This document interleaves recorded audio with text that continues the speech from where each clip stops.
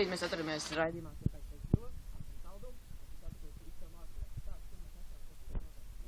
Saules mākslas skolā, šī vieta, kur dzimst māksla. Cik darbinieki šeit strādā, ko viņi dara?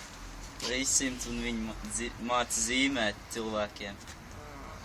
Interesanti vieta, lai attīstītu talantus. Kāds būtu vēlējums attīstīties šai vietai, Saldumu? Lai uztaisās jauna skola. Redzījums, jums ietais priekšsaka, viņa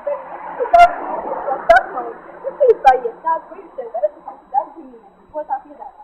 Šī ir tādas novākām, mēs spēlējam klavieru, citam būdu, spēlējam viola. Varbūt tas citiem 30 nerviem, bet šeit strādā brīnišķīgi, jā, 3 mēnešus. 40 skolotāji, mīļie bērni, šī kopākā muzikas skola, tā ir šajā muzikas skolā, un negrīdat mājās vecākiem uz nerviem.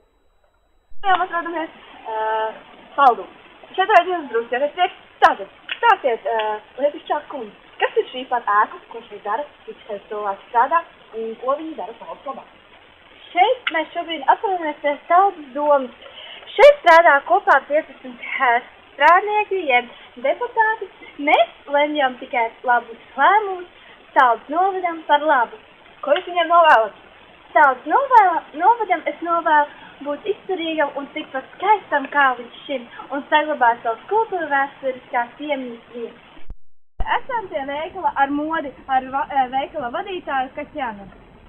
Tātad, ko veikals piedāvā? Cik darbinieki strādā? Es strādā tikai 2 darbinieki, daudz varbūt pat labākais veikals Saldumu vienkārši mēs pie drēmas, viss super. Un ko jūs ieteiktu ir iegādāties? Saulītes, pirmas saulītes, rītī kolosāla. Jā, un kāds būtu jūsu novēlējums Saldus novadam? Iesirds ar ļoti. Raksta atrova, kas notiek, kad mēs atrodamies? Mēs atrodamies pie autorezerves detaļu veikala. Kāda cilvēks strādā, cik tam viņi ir? Šeit ir izcili 5 rockeri. Ko jūs pārvēlas visam savu pakstam šim veikalam? Lai viņi nopērk izcilus močus. Tātad, mēs atrodamies pēdējā vietas punktā šķūnīt pie Rudīt. Rudīt, stāsti, kas vēl ir šķūnīt, ko šeit var sagaidīt? Tātad, šobrīd es atrodas uz šķūnīt vēl tā strādā. Šeit ir darbinieki, divi apkopēji. Šeit tik viens ir gaidījis. Rudīt, ko jūs novēlas šķūni nepatrākājiem? Atrast savu dzīves mērķi, rakstīt daudz jaunas projektus un lieliski pavadīt laiku. Paldies, Rudīt! Jūs bijāt kopā ar